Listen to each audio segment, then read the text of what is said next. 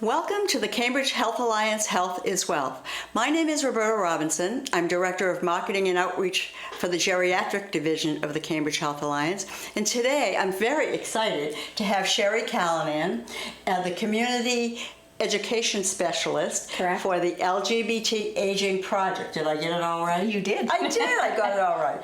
And so I'm very excited to have Sherry on with. Welcome, Sherry. Thank you for coming on board. Thank you so much for having us here, or having me here. I say us because we're such a small group, so I would say us, but thank you so much for having me here. So tell us about the project. Who is the us? So who is the us? So the Aging Project was founded in 2001. It's a nonprofit organization, and we work towards helping LGBT older adults get to services. So, if I could stop you, let's just clarify for those who may not know what LGBT, believe it or not, there are people that may not know. Very good point. LGBT is lesbian, gay, bisexual, and transgender older adults. So that's the population that we service, and we do programs to try to help people remain within the community, get the services that they may or may not have had access to for various number of reasons, and we'll talk about that in more specifics. But to help them, not be as invisible as they have been for their lifetimes. Right. So what you do is similar to what I do, just for a different population. Absolutely. Right. Exactly. Right. So there have been a lot of disparities. Mm-hmm. And let's talk about that, because it was a real eye-opener for me when we never think of it. That's the thing. Right. We don't think of it unless we know someone, or we have someone in our family, or if there's any reason for us to have our level of awareness raised. But as we get older and walk this highway of life, it seems that our needs never seem to decrease. They only seem to increase. And for this population, they have to then depend on other people to care for them.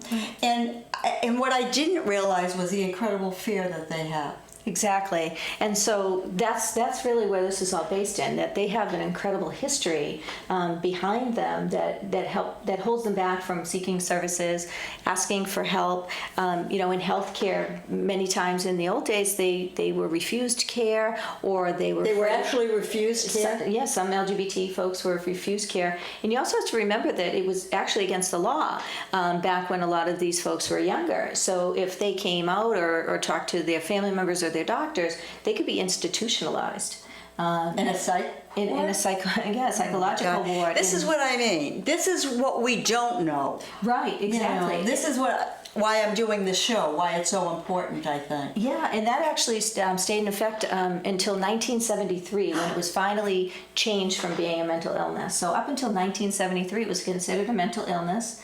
People were given shock treatments, conversion therapy, which there are some states that still actually have conversion therapy. That's scary. Right? They can, yeah, exactly. So they felt that the best thing to do was to become invisible. It's not safe to go out and speak to your doctors or whatever. So a lot of folks were just staying home and not getting the care they needed.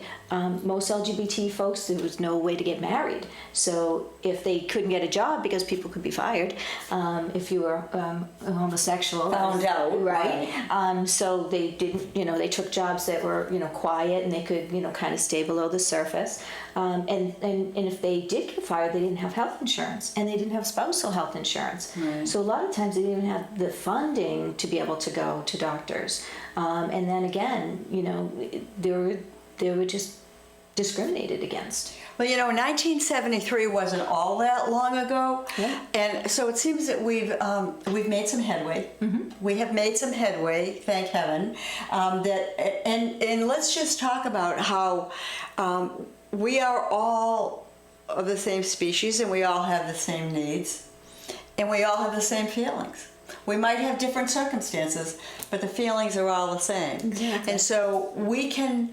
Those of us who are not LGBT, we can relate to, maybe not the circumstances, but we can definitely relate to the feelings. Absolutely. The feelings of being rejected, of being denied, of being abused. Yep.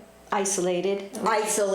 And these are all the things that put us with mental health issues, actually. Absolutely. So isn't that the irony of the whole thing? Exactly. And, so that's the whole thing, is that these disparities aren't just LGBT community, right? So these are for all older adults. But what happens is that there's this extra layer that's added on, and that's what the way we try to talk about it is that, yes, they face the same issues, but there's this added layer. Again, most families a lot of families disowned LGBT, siblings or children.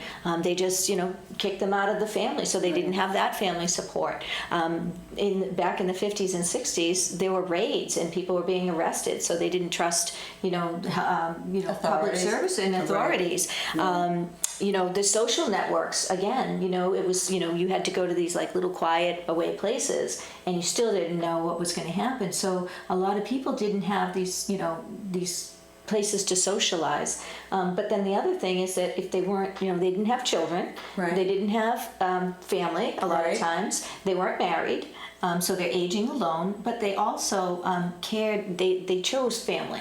So other gay people became their caregivers and families. And so now as they're aging, the friendships, and so it's more like a horizontal caregiving, because you and I and other people, there's children, grandchildren, parents, right, nieces, nephews, and there's this. And out of all of them, I hope someone comes to my aid. Exactly. but there's this vertical ladder. But in the LGBT community, especially for the older adults, and it's starting to change now, but for these folks, it's that horizontal care.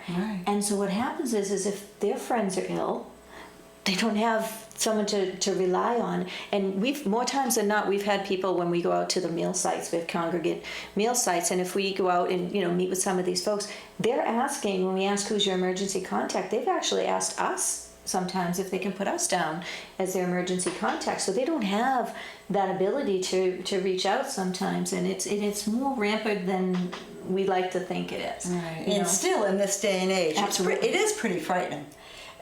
I mean, it must be frightening for them, but it's even frightening for me to think about that, because, I advocate for the underdogs, but this is yet a population that has almost slipped by me, but not quite, because here we are.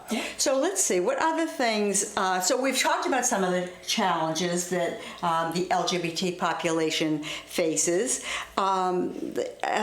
And did we say how many staff members are on this project? There's 3 of us. Lisa Krinsky is the director. Bob Linscott is the assistant director, and I came on in September as the community education specialist. So there's 3 of us, and part of other things that we do is we go out and teach cultural competency trainings. We go out to assisted living. We go out to councils on aging, elder service providers. So we go to all of those places to teach cultural competency training for LGBT older adults. We also co-host a yearly LGBT Elders in an Ever-Changing World conference. And that's coming up in Salem, is it? It is. It's in association with Salem State School of Social Work and North Shore Elder Services. So together we have this wonderful conference.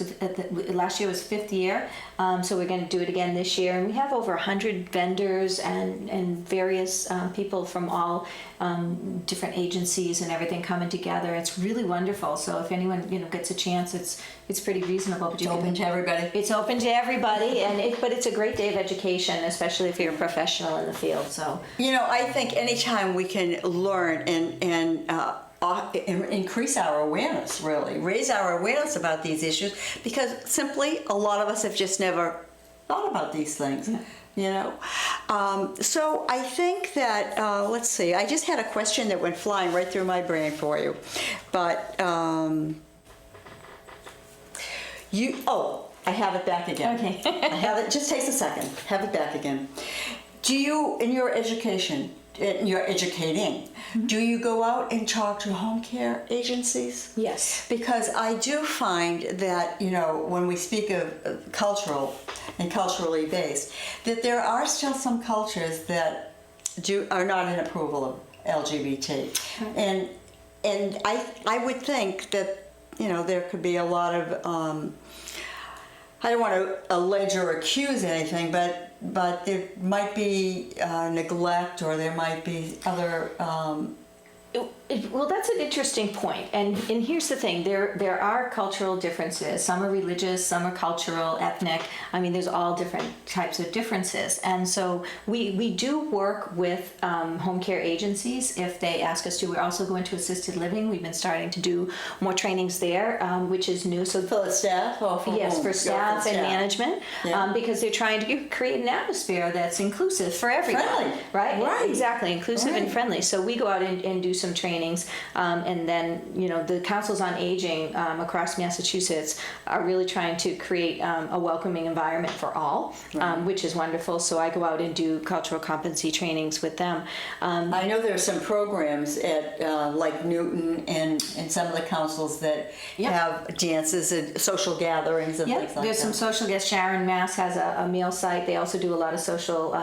They'll do a tea dance, and so we have 17 congregate meal sites across Massachusetts. Most of them in the central Boston area, but we have 2 that are out in western Mass, so people can go either once a month or once a week.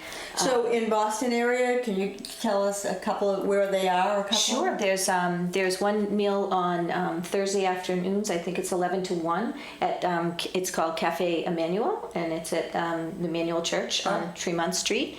And I think it's like a small $3 or something for someone to go and have a meal. And then there's also Mystic Valley Elder Services has a supper that they do. So that At Mystic Valley? Yep, they do it right Oh, there. I didn't realize Yep, that. once a month. So they have a mystic tea, they call it. Oh, wonderful. So people can go and socialize and have a meal. It's some folks, this is the only time they actually get together. We have a lot of people that this is the only time that they actually get out and socialize. And we have people. There's one in down the Cape. Trying to think of the name, like right in the corner of the Cape, and people. Provincetown? No, well, there's some in Provincetown, but there's one up in near Dennis that people actually drive up. You know. That's a few miles. And that's It's what's not next door. right, and that's what's challenging because it's an evening one. So as they get older, they're less likely to drive, especially as the winter comes, because they don't want to be out at night. So we're looking at trying to see how we can reach out to other communities.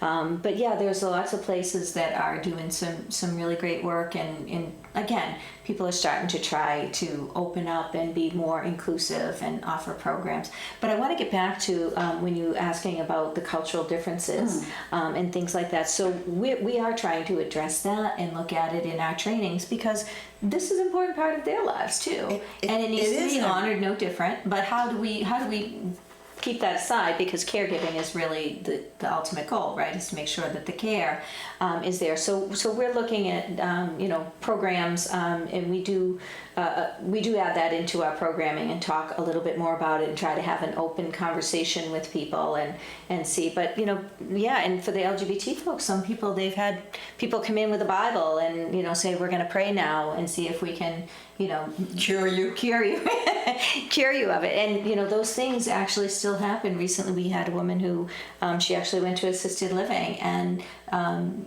everything was great and wonderful, and all of a sudden she got this note slipped under her door with a couple of Bible quotes from another resident. And the resident actually, when this management team was wonderful, they brought her together and they said, why did you do this? And she's like, well, I really care about her. So this is so the older adults, non-LGBT adults, they've had these messages over their whole lifetime. For sure. Right? And if they care about someone, here they are trying to do something good, positive, right. which is, and so how do you train the staff and management to then say, let's address this, because the woman's belief system is hers and she's trying to do something nice, so you can't reprimand her for trying to, right, but, and caring, right, but right. It's also insulting and not okay. So how do you bridge that gap?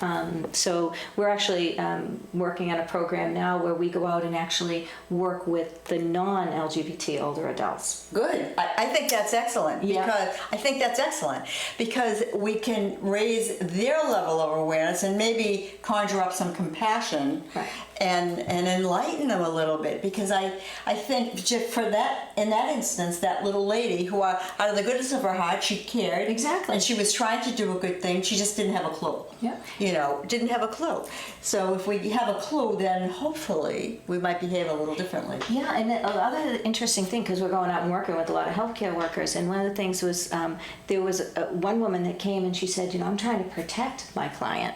I'm trying to protect her because it's against the law in my country. And I don't want anyone to hurt her. So she says, I don't talk about it, I don't ask, and she's being really protective. So, we have to kind of keep that in mind as we're going out, because the reason may not be a negative one. Right. It may be a positive one.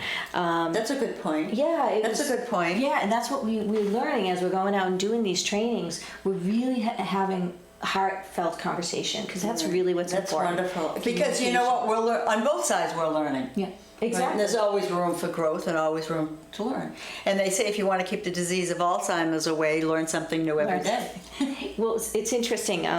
When You should be set. Yeah, I should be set, exactly. I'm still in school right now.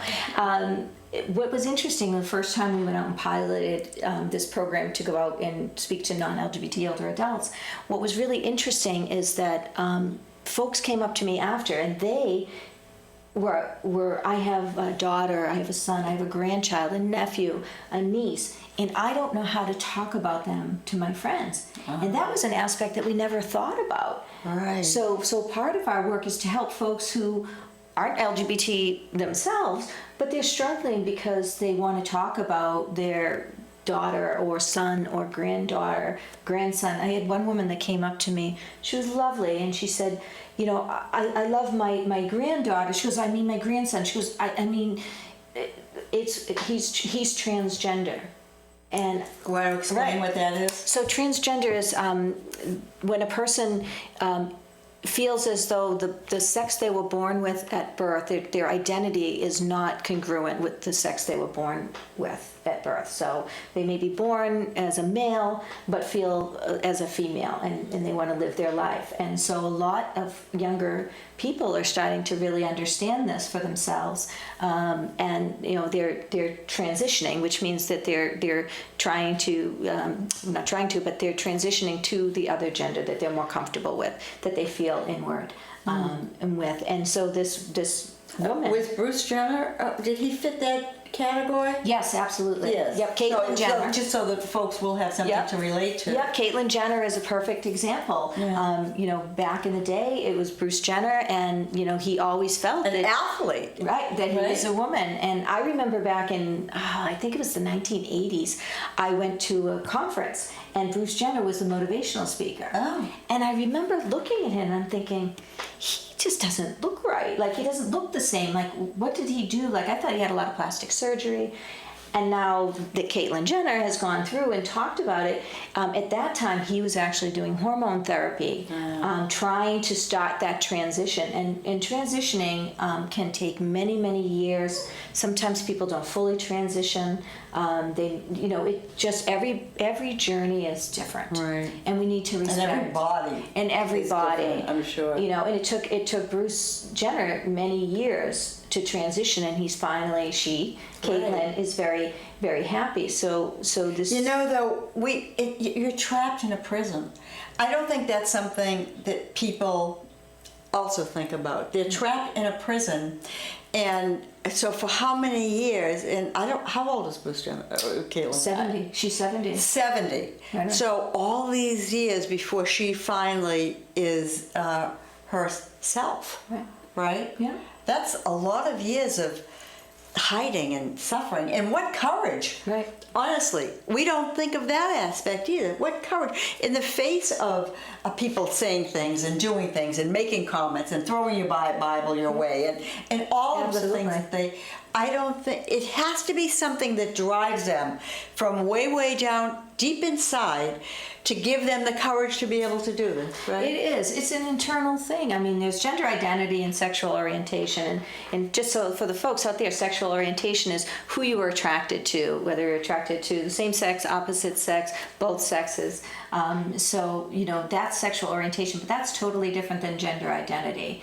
Gender identity is separate. It's how you feel inside. And people are born in kind of the old standby question that we have is someone will say, well, you choosing to be gay. And so we say, well, when did you choose to be straight?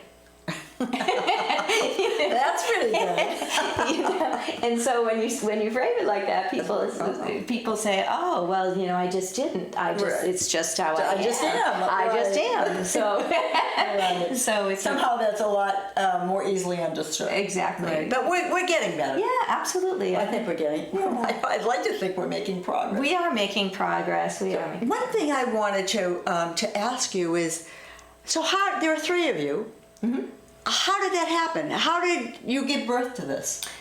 Good question. So back in 2001, there was just such a discrepancy. There were no services. There was LGBT people didn't come out, so they weren't on the map, and elder services weren't looking for LGBT older adults, so it wasn't on their radar. So there was this abyss of not services. There was no one available. A disconnection. People were really getting, you know, serious illnesses, which they still do at times, and there was this real big gap. So the LGBT Aging Project was founded in 2001. It's a little grassroots organization, and just started by a group of people that said, "Hey, you know, let's help these folks who are invisible." Wow, that's pretty amazing. And are you funded? Do you have a grant? Yep, it's grants. Yep, so it's all nonprofit. So a lot of our funding is through the Executive Office of Elder Affairs, but we have other private donations and things.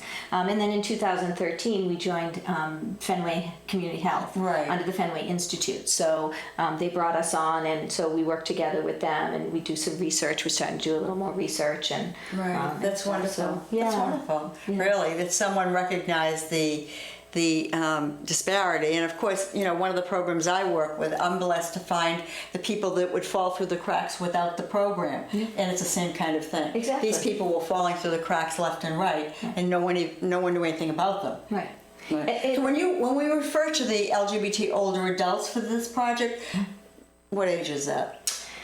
Well, typically it starts anywhere over 60. Over 60 and up. Yeah. Okay. So the majority of our folks are early 70s. Which is still young, by the way. Right, which is still young. But that's the majority. We do have a few folks that are, you know, in their early 60s, especially if they have challenges that they need some assistance with. But most of our majority of our folks are, you know, late 60s up until 80s. We have some folks in the 80s that are still quite active. And, you know, we have a number of groups that they may belong to. Elders of Color is another group that we work with.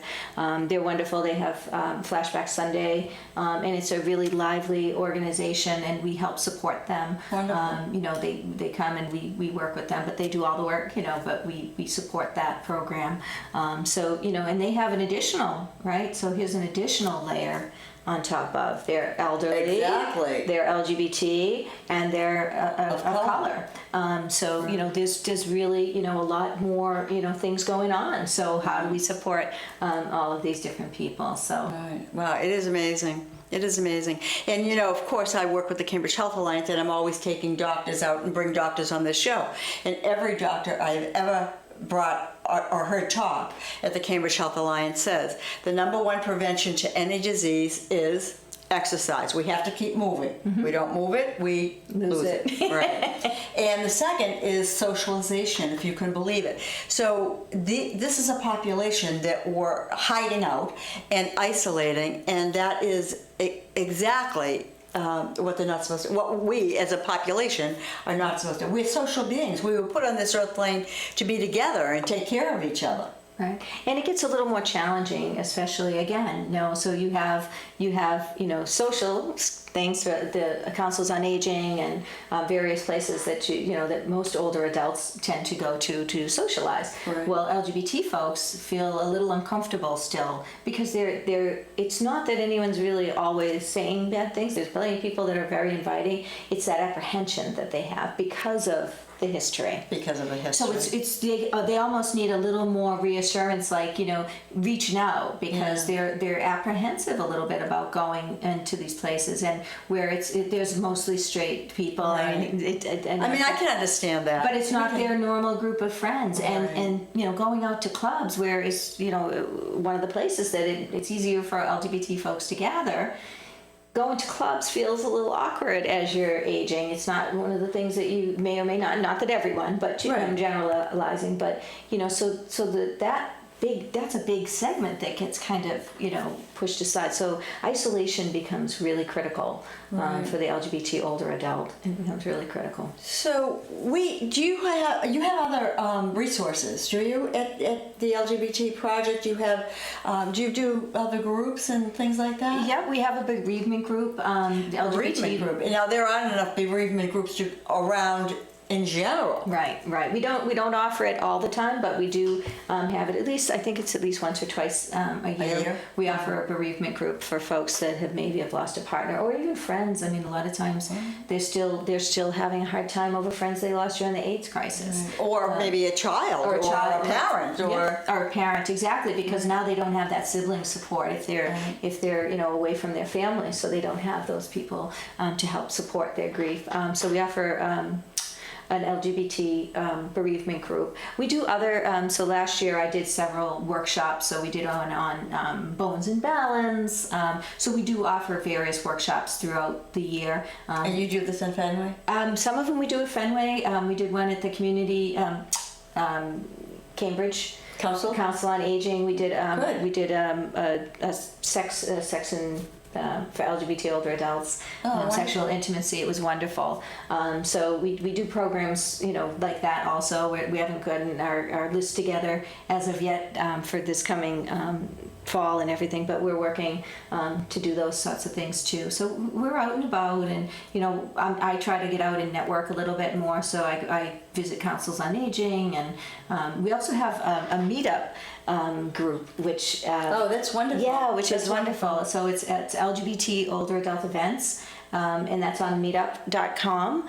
So if you look it up, but I do post things that are happening, whether they're happening at Council on Aging or other events that might be being held that are geared towards LGBT older adults. So it's a great resource. We started that probably 4 or 5 months ago. Wonderful. So we are getting ready to close, believe it or not. I know. Time does fly by. What is is there a message that you would like to leave the audience with that maybe we haven't touched on, or have we I think we've gotten a lot of information, and I appreciate so much that you're having us here. I mean, I think the biggest thing is, and this is true for all older adults, not just LGBT, but especially because, again, there's that layer.